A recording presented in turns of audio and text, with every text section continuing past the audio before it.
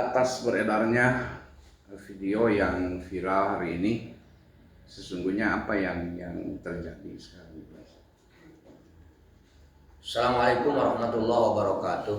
Waalaikumsalam warahmatullahi wabarakatuh. Terima kasih kepada sahabat wartawan yang hari ini adalah bertanya terkait video yang lagi viral di TikTok, di Facebook, dengan media sosial lainnya. Sehingga kesempatan ini saya bisa memberikan penjelasan. Sesungguhnya viralnya video itu adalah menurut saya korban potongan video yang utuh. Di situ seolah-olah saya adalah menyudutkan atau menghina terhadap Gubernur Jawa Barat, Kang Deddy Mulyadi. Padahal kalau membaca dan melihat isi video yang seutuhnya, insya Allah masyarakat tidak akan memberikan komentar atau penilaian yang semiring ini yang menjadikan heboh atau viral di mana-mana. Saya mengungkapkan statement itu di saat acara pencerahan terhadap orang tua siswa yang kebetulan saat itu adalah acara munaqosyah, tes uji kemampuan santri siswa langsung secara lisan.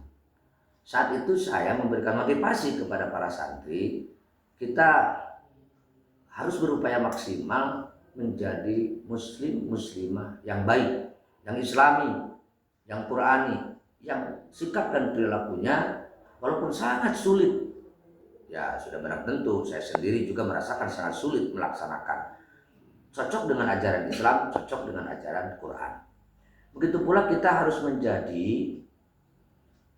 masyarakat yang baik di dalam kehidupan berbangsa dan bernegara, bahwa ulama kita, guru-guru kita, leluhur-leluhur kita betul-betul menjadi pejuang yang ingin menyelamatkan umat, ingin membawa umat ke depan itu adalah betul-betul bisa melaksanakan tugas sebagaimana mestinya. Sehingga konsentrasi ulama bukan hanya agama. Apa yang disebutkan berkali-kali saya di setiap daerah, tugas ulama itu satu, himayatuddin, menjaga agama. Yang kedua, himayatud daulah, menjaga negara. Yang ketiga, himayatul ummah, menjaga umat.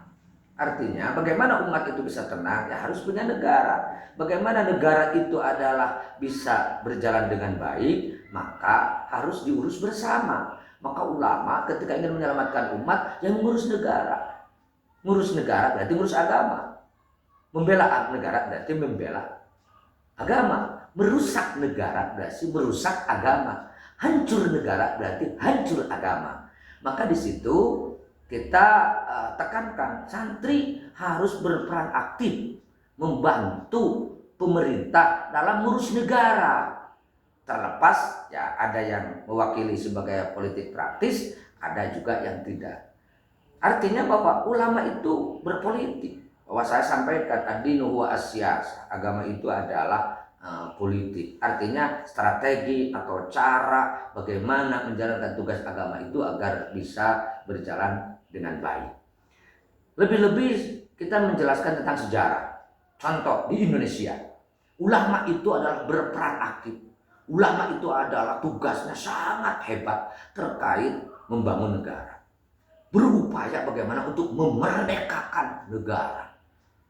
Kalaupun ada beberapa aktivis organisasi seperti ada Muhammadiyah, ada SI, ada NU, itu semuanya adalah tidak tinggal diam. Bagaimana di saat penjajah negara kita segera merdeka. Itu kan terkait ngurus negara atau sesuatu hal yang berurusan dengan politik.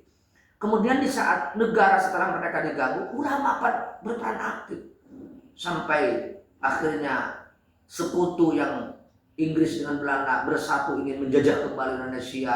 Lalu saat itu adalah Pak Soekarno cukup kebingungan harus apa yang dilakukan karena itu kekuatan besar. Maka datang kepada ulama. Salah satunya adalah Mbah Hasyim Asy'ari, Hadratus Syekh Hasyim Asy'ari itu adalah diminta pendapat lalu harus bagaimana, apa yang harus dilakukan.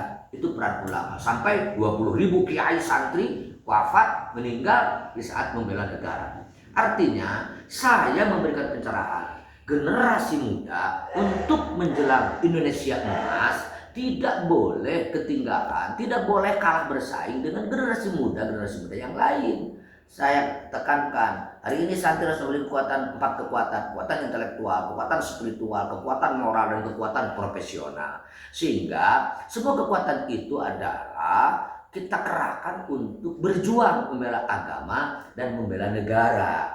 Sehingga mudah-mudahan yang hari ini adalah dipercaya sampai kapanpun, kalau menurut saya pemerintah itu adalah sadar bahwa nggak bisa membangun Indonesia, nggak bisa menjadikan Indonesia adalah menjadi negara emas ketika hasil perjuangan leluhur kita nggak kita indahkan, nggak kita lanjutkan.